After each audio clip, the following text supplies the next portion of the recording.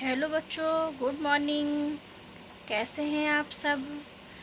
तो बच्चों, आज हम फिफ्थ क्लास की हिंदी की बुक से एक कहानी पढ़ने वाले हैं। वो कहानी क्या है? सोने की फसल।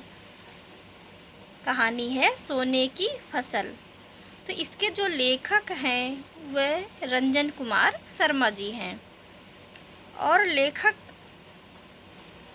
जो कवि हैं रंजन कुमार शर्मा, वो कहते हैं कि हमें प्रत्येक कार्य को बड़े ही चतुराई से करना चाहिए। इस प्रस्तुत पाठ में एक व्यक्ति की चतुराई को बड़े रोचक ढंग से प्रस्तुत किया गया है। तो चलिए बच्चों, हम चैप्टर को शुरू करते हैं। बच्चों, बहुत दिन पहले मिथिला नगरी में राजा चंद्रकेतु का शासन था। उनकी रानी शीलमती एक धार्मिक एवं उदार महिला थी। उनके राज्य में चारों ओर सुख शांति विराजती थी। क्या था? उनके जो राज्य में चारों ओर सुख शांति विराजती थी। विराजना का अर्थ होता है रहना या शोभित होना। वे प्रजापालक एवं न्यायी राजा थे। राजा को अपनी संतान से बढ़कर मानते थे। राजा प्रजा को क्या थे? राजा जो थे वो प्रजा को अपनी संतान से बढ़कर मानते थे। प्रजा का हाल चाल जानने हेतु वे अक्सर ही मध्य रात्रि के समय भेष बदलकर नगर का भ्रमण किया करते थे। वे अक्सर रात में अपने वस्त्र यानी वेश बदल करके मतलब अपने नगर में टहलते घूमते थे, भ्रमण करते थे। एक रात जब वे अस्त्र शस्त्र से लैस होकर, लैस, यहाँ देखिए लैस शब्द दिया गया है। लैस का अर्थ होता है तैयार या सजा हुआ।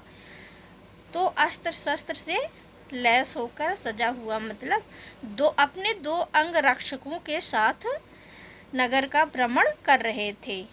अंगरक्षक का अर्थ होता है विशिष्ट व्यक्ति की सुरक्षा में लगा व्यक्ति। किसी विशिष्ट व्यक्ति की सुरक्षा में जो लगा हुआ व्यक्ति होता है उसे अंग रक्षक बोलते हैं। तभी 3 चोर नगर सेठ हीरामल के मकान में चोरी की नियत से सेंध मार रहे थे। सेंध मारने का अर्थ होता है दीवार में छेद कर चोर दीवार को तोड़कर बनाते हैं उस सुरंग, उसे सेंध बोलते हैं। राजा ने जब तीनों चोरों को ललकारा तब वे भागने लगे, किंतु राजा के अंगरक्षकों ने उन्हें जा पकड़ा। तीनों चोरों को ले जाकर हवालात में बंद कर दिया गया। हवालात का अर्थ होता है जेल। हवालात means jail. चूँकि राजा ने तीनों को चोरी करते हुए रंगे हाथों पकड़ा था। रंगे हाथों मतलब प्रत्यक्ष रूप से सामने देख लिया। पकड़ मतलब चोरी करते हुए अपने सामने प्रत्यक्ष रूप से देख लिया। अतः उन्हें मृत्यु दंड की सजा मिलनी तय थी। उन चोरों को क्या हुआ? राजा ने मृत्यु दंड की सजा मिलनी तय थी। राजा ने सजा देने का विचार सोचा। दूसरे दिन दरबार लगने पर राजा के सम्मुख तीनों चोर, जिनके नाम मंगल, अकलू एवं रामदत्त थे, लाए गए। राजा ने उनको फांसी की सजा सुना डाली। उन चोरों को राजा ने फांसी की सजा सुना दी। आगामी पूर्णिमा को उन्हें सूली पर चढ़ना था। आगामी का अर्थ होता है आने वाला जो समय, उस आने वाले दिन। सूली मतलब फांसी पर चढ़ना था। राजा के सैनिकों ने उन्हें पूर्णिमा तक के लिए फिर कारागार में डाल दिया। रामदत्त जो उम्र में मंगल एवं अकलू से छोटा था, बहुत तीव्र बुद्धि वाला था, वह उनसे बोला, मरना तो है ही, किंतु मरने से पहले जीने के लिए कुछ अवश्य करूँगा। परंतु अकलू एवं मंगल को अपने बचने की कतई उम्मीद न थी। आखिरकार पूर्णिमा का दिन आ ही गया। बारी बारी से वध स्थान पर ले जाकर मंगल एवं अकलू को फांसी दे दी गई।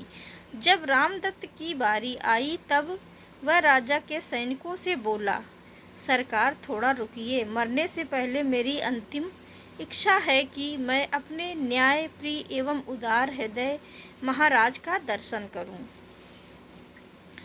राज सैनिकों ने उनकी फरियाद राजा तक पहुंचा दी।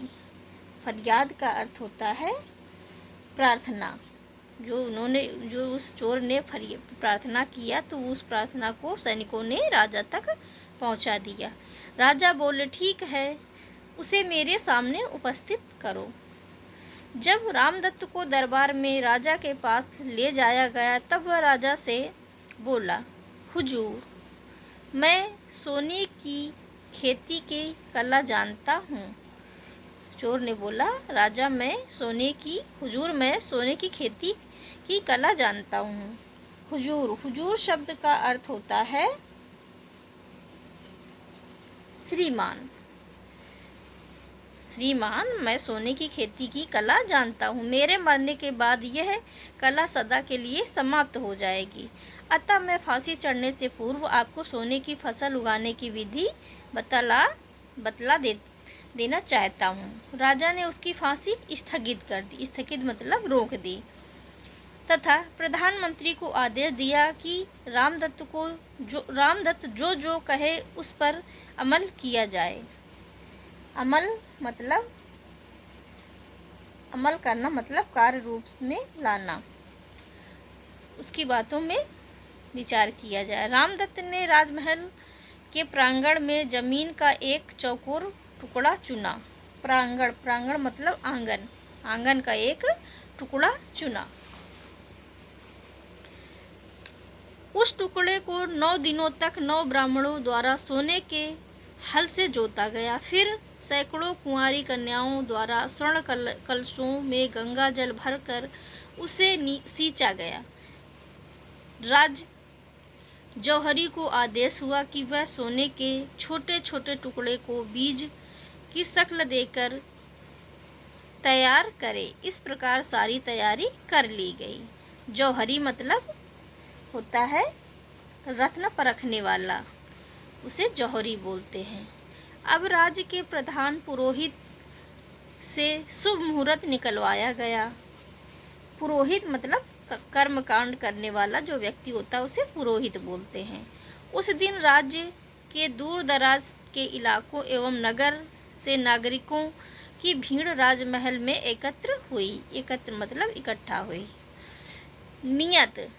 नियत समय पर राजा चंद्रकेतु अपने सेनापति, न्यायाधिकारी, धर्माधिकारी एवं मंत्रियों तथा सामंतों के साथ उस जगह पधारे। नियत का अर्थ होता है निर्धारित। क्या किए? नियत समय पर राजा उस समय अपने पधारे। चोर रामदत्त तो इसी शुभ घड़ी की प्रतीक्षा में था। उसने राजा से निवेदन किया कि वे अब सोने की फसल की बुआई करें। साथ ही साथ उसने यह भी निवेदन किया कि अगर किसी ने जीवन में एक बार भी कुछ न चुराया हो तभी उसके द्वारा सोने की फसल उगेगी, अन्यथा सारा प्रयत्न बेकार चला जाएगा। यह सुनते ही राजा चंद्रकेतु ने अपना बढ़ा हुआ हाथ रोक लिया। वे बोले, नहीं, बचपन में मैंने एक बार चोरी करके मिठाई खा ली थी। उन्होंने सेनापति चंद्रचूड़ जी से आग्रह किया कि वे फसल बोएं, परंतु उन्होंने भी अपने विद्यार्थी जीवन में एक मित्र की पुस्तक चुराने की बात कह डाली। इसके बाद राजा ने क्रमशः धर्माधिकारी, प्रधानमंत्री एवं अन्य राज दरबारियों से निवेदन किया, परंतु सभी मुकर गए मतलब इनकार कर दिया, क्योंकि कोई भी व्यक्ति ऐसा न था जिसने अपने जीवन काल में कुछ भी ना चुराया हो। तब राजा ने भीड़ की ओर मुखातिब होकर आम प्रजा से पूछा कि कोई ऐसा व्यक्ति हो तो सामने आए। मुखातिब मतलब होना, सामने होना। राजा ने अपने सामने बुलाया और कहा प्रजा से कि कोई ऐसा व्यक्ति हो जो सामने आए, परंतु भीड़ से भी कोई व्यक्ति सामने ना आया, कोई भी व्यक्ति सामने ना आया। अब तो बड़ी विकट स्थिति उत्पन्न हो गई। विकट का मतलब होता है भयंकर। अब बड़ी भयंकर स्थिति उत्पन्न हो गई। ये बात सबके सामने प्रमाणित हो चुकी थी कि राजा से लेकर आम प्रजा तक सब के सब चोर हैं, कोई छोटा चोर तो कोई बड़ा चोर। अब चोर रामदत्त आगे आकर बोला, प्रजाजनों एवं सभासदों, आपके राजा चोर हैं, सेनापति, धर्माधिकारी, न्यायाधिकारी, मंत्रीगण और खुद आप लोग भी चोर हैं। तब चोरों की जमात का एक अदना सा सदस्य, यह गरीब रामदत्त ही क्यों फांसी चढ़े। जमात शब्द दिया गया, इसमें जमात शब्द का अर्थ होता है भीड़। फांसी क्यों, रामदत्त ही फांसी क्यों चढ़े। मैंने नगर सेठ के घर में चोरी करने की कोशिश की क्योंकि मेरा परिवार 3 दिनों से भूखा था। यदि मुझे कोई काम धंधा या रोजगार मिला होता तब मैं यह जघन्य कृत्य क्यों करता। जघन्य कृत्य का मतलब घृणित कार्य क्यों करता। चोर की बात सुनकर राजा एवं दरबारियों का सिर शर्म से झुक गया। उनकी बोलती बंद हो गई। राजा ने रामदत्त को मुक्त करने का आदेश दिया तथा उसे व्यापार करने हेतु 100 स्वर्ण मुद्राएं भी प्रदान की। कुछ ही दिनों में रामदत्त मिथिला नगरी का एक सम्भ्रात व्यापारी बनकर सुखपूर्वक जीवन बिताने लगा।